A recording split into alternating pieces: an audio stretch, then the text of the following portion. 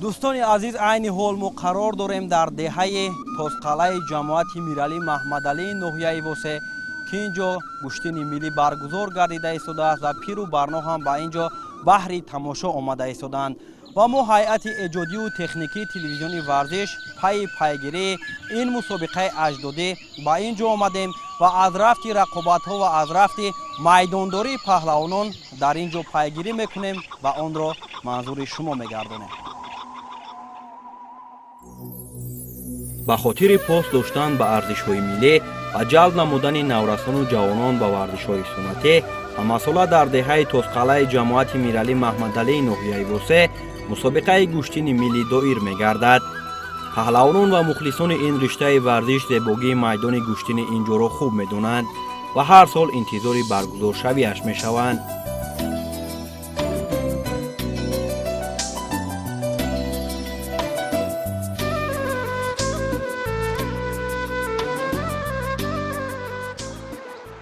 با تشبوس استقامت کنندگان دهه تازقلعه، صاحبکاران، شخصان وطن دوست، شخصانی که رسم و آیین‌های مردمی را به نهایت دوست می‌داشتند، همین امروز اقدام گرفتند که یک جشن زیبای نوروز که جشن بین‌المللی است، همه را جشن گیرند. غیر این امروز نقشه گرفتیم که اگر که حاضر گویم درباره گوشین، اگر گویم من خدمم سالهای بودن که اگر اساسش گویم 2015 اگر شما یاد داشته باشید مسابقه گوشتینگیری در شهر خوجند برگزار گردید که من خودم فینالیستی دوری فینالی مسابقه بودم که با کامرای توپیران مسابقه ورزی کردیم. در فینال بعد گوشین ما محترم جناب عالی ما محترم امامی رحمان قید کردند که در تمام چهاربینی‌های آینده این جشن گوشتین در همه جشن‌ها جشن گرفته شود. اساس همین امروزه صحنه امروزه مسابقه امروزه گوشتین ورزی که جوانان درجه گوشتین میگیرند اساسش همینه که به خاطر سخن‌ها به خاطر همین زنده کردن همین رسم زنده کردن همین رسم چقدر که جناب عالی ما قید کردند که ورزش برای معرفی دولت ملت در عرصه جهانی نقش مهمی بازد. درستی اصلی سخن همین است که اگر چقدر ورزشگر و چقدر همین جشن ها همین چهاربینی ها زیاد باشد همون قدر مردمی شهروندای ما همون قدر قوی تر میشود.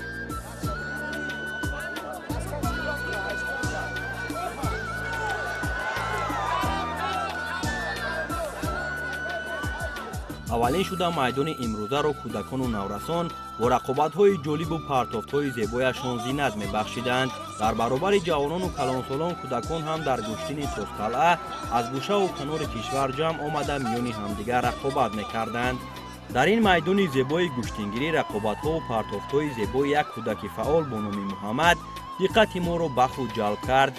او فرزند مربی شناخته کشور فروخ صابرов است و می‌خواهد در این پیراه مثل پدر و عمکش پرویز صابرов ادامه دهنده سلاله صابرовها باشد.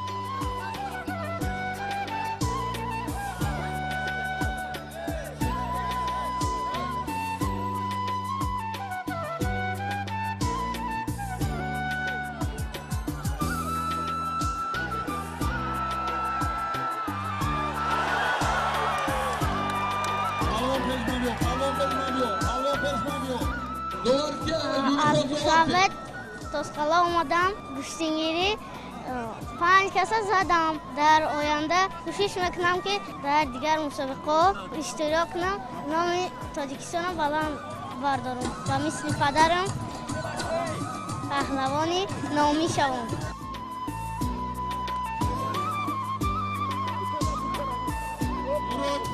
завқи кӯдакон ба гӯштини аҷдодӣ хело зиёд аст ва дар майдонҳои гӯштингирӣ бо шӯру шавқ онҳо гӯштин мегиранду мехоҳанд дар оянда ҳам номбардори Тоҷикистон дар арсаи ҷаҳонӣ гарданд. ман Ғафуров Абдулло, имрӯз ман дар қишлоқи худамон ба гӯштин омадам. Ман як бор гӯштин гирифтам ва ба он гӯштин бурд кардам.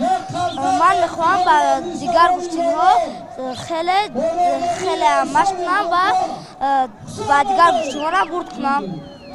ман Ғафурзода Аҳмадҷон аз ҷаҳати Тосқала. ман хушҳолам ки дар ин гӯштин 4 касро ғолибият ба даст овардам.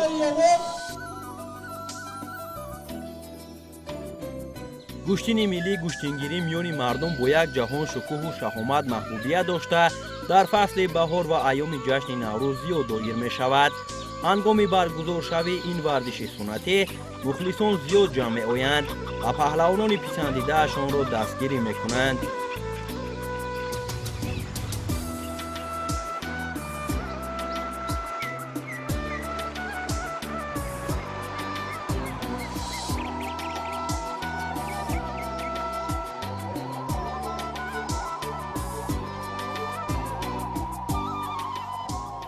саломи дуруди бисёр бепоён ба ӯ нафароне ки аз роҳи дуру наздик ба ин маъракаи мо ташриф оварданд. шукри ваҳдат, шукри истиқлолият, шукри сарҷамъии миллат, шукри президенти мамлакат ки барои мо чунин маъракаҳо муҳайё кардааст ки имрӯз мо дар ҳавои софи беғубори Тоҷикистони азиз мо истироҳат мекунем. ва инро бигӯям ки мо солҳои дароз интизори анами наврӯз ҳастем. дар ин ҷо паҳлавонон аз ҳама гирди гӯшаи мамлакат омадагиянд.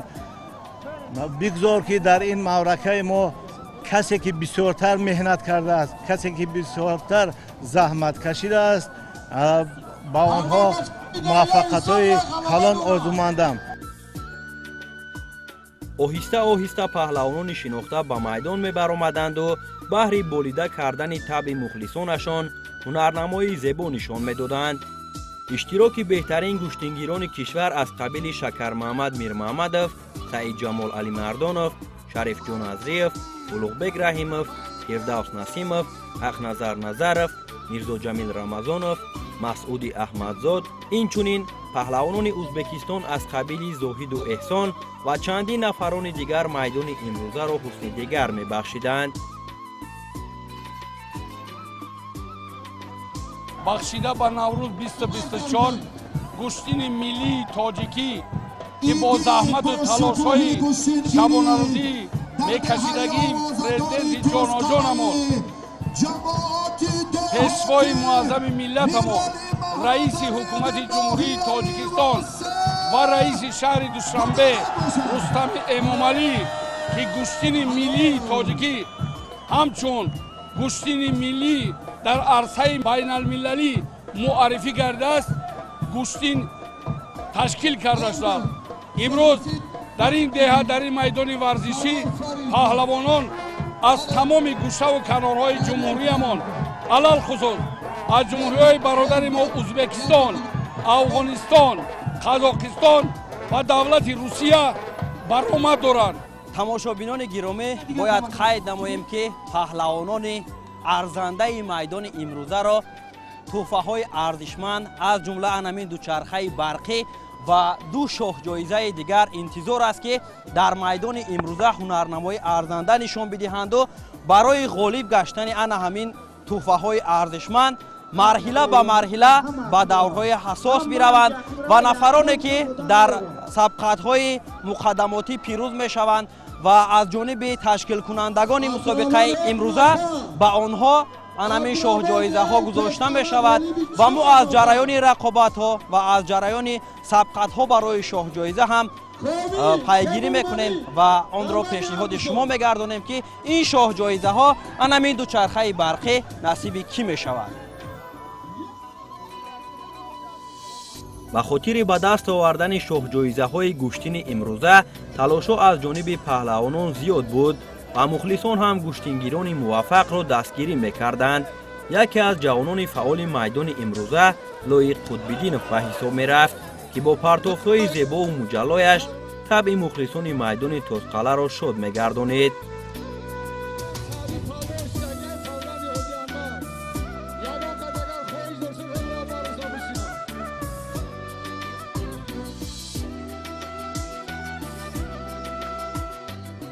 میدان گوشتین امروزه را در دهه تازقلعه ناحیه واسه هنرنمای ذکرالله قدیرزاده با میرزا جمیل رمضانوف زبیدیگر بخشید. آنها با طلب گوشتین گرفتن با یکدیگر به میدان آمدند و میان همدیگر مبارزه بردند. رقابت این دو پهلوان با کوشش‌های دو جانبه زیاده از 20 دقیقه ادامه یافت. همین طور داوران به خلاصه آمدند که قوآزمایی آنها را مساوی اعلام کنند.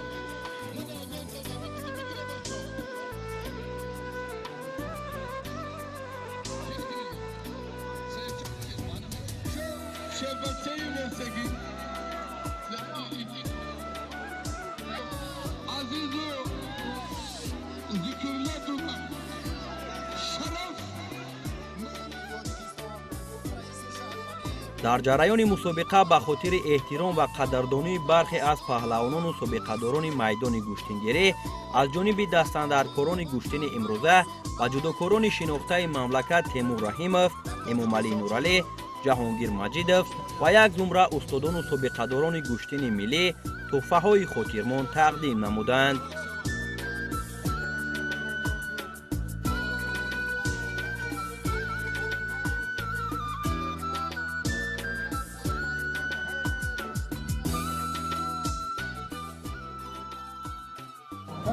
شکرانه استقلالیت میکنیم، شکرانه جناب عالی میکنیم، شکرانه همی بچه های نویه واسه میکنیم که تازقلعه همی گوشتینگا تشکیل کردن و همی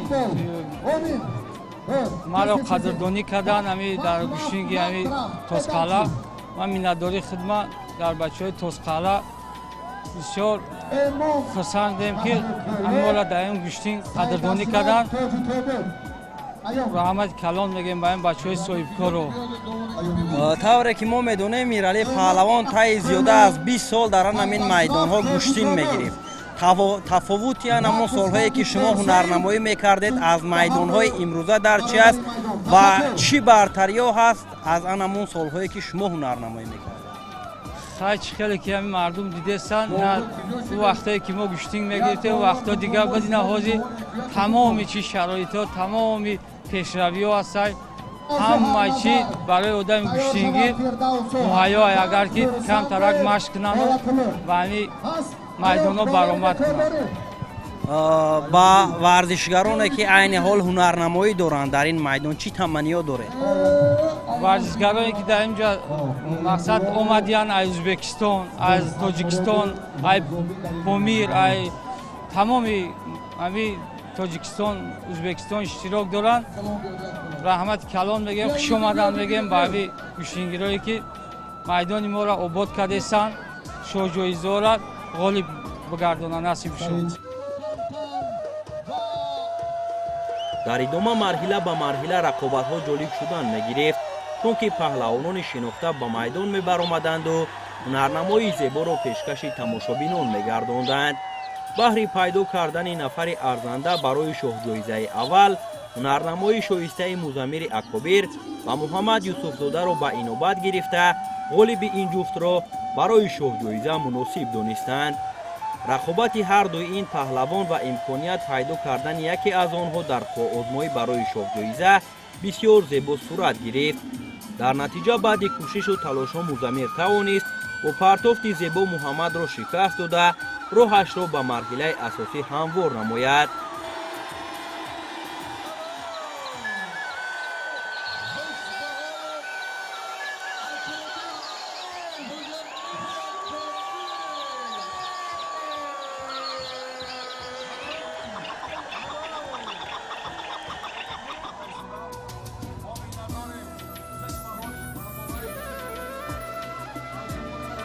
барои ҷуфти Музаммирро пайдо кардан дар рақобат баҳри шоҳҷоизаи аввал ҳунарнамои зебои Муҳаммадисо Раҷабовро ба инобат гирифта, миёни ҳардуи ин паҳлавон автомашинаи сабукрави «Опелро» гузоштанд.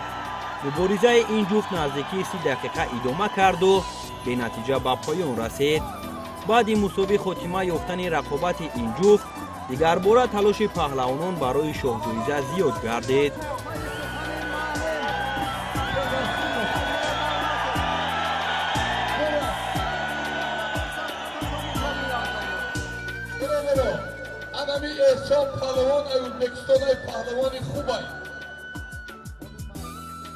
сипас яку як бора ҳама паҳлавонҳои шинохта ҳам аз Тоҷикистон ва ҳам аз Ӯзбекистон ба майдон омаданд ки мо пайгири рақобати Исроил Раҳимов ва паҳлавони ӯзбек Эҳсон шудем.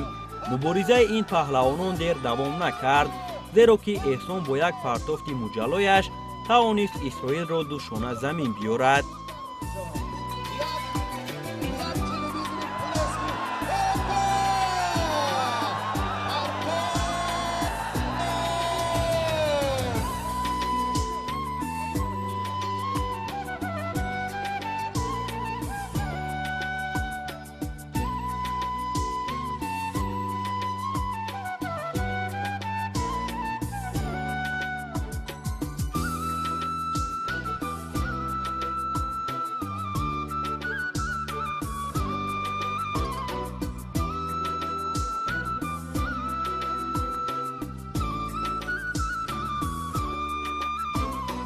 баъд аз интизориҳои зиёди мухлисон масъулини ин чорабинӣ ба хулосае омаданд ки паҳлавони Ӯзбекистон Зоҳидро бо Шакармаҳмад Мирмаҳмадов ба майдон бароранд.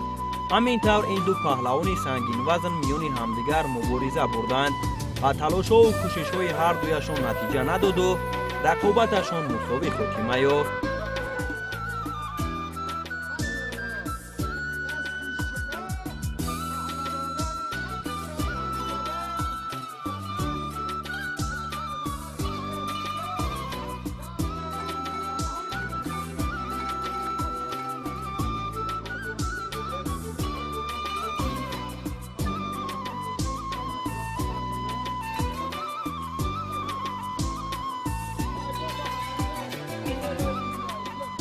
миёни паҳлавонҳои вазнашон миёна нерӯсанҷиҳои ҷолиби Мирзоҷамил Рамазонов бо Масъуди Аҳмадзодро аз мадди назар дур нагузоштанд ва дар рақобат миёни ҳардуяшон тӯҳфаи арзанда дучархаи барқӣ гузошта шуд. хоҳозмои ин ҷуфт бисёр зебо сурат гирифт ва ҳарду ҳам баҳри ғолиб омадан талош карданд.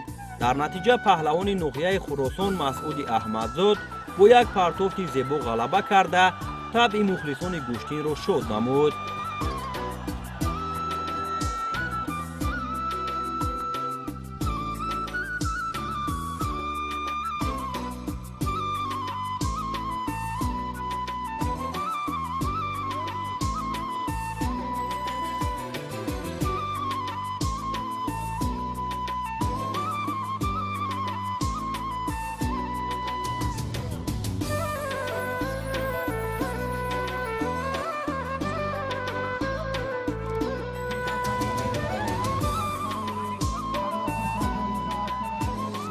дар идома ба номи паҳлавони шинохтаи кишвар Шарифҷон Назриев аз тарафи соҳибони майдон тӯҳфаи арзишманд уштур гузошта шуд ки барои рақобат бо ин паҳлавон дигарбора Зоҳидро таклиф намуданд.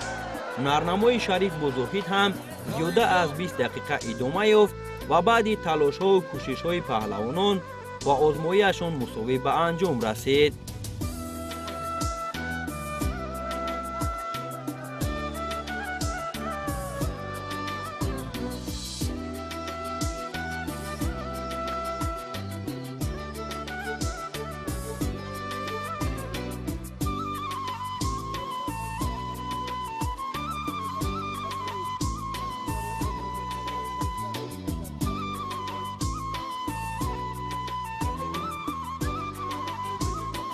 дар фарҷоми гӯштини деҳаи Тӯсқала кумитаи тадорукот ба хулосае омаданд, ки яке аз шоҳҷоизаҳоро дар номи Фирдавс Насимов ва Ҳақназар Назаров гузоранд. барои ба даст овардани шоҳҷоиза ҳардуи паҳлавонон ҳаракатҳои зиёд намуданд, ки дар натиҷа Фирдавс Насимов тавонист аз як имконияти хуби ба амал омада истифода карда Ҳақназар Назаровро шикаст бидиҳад.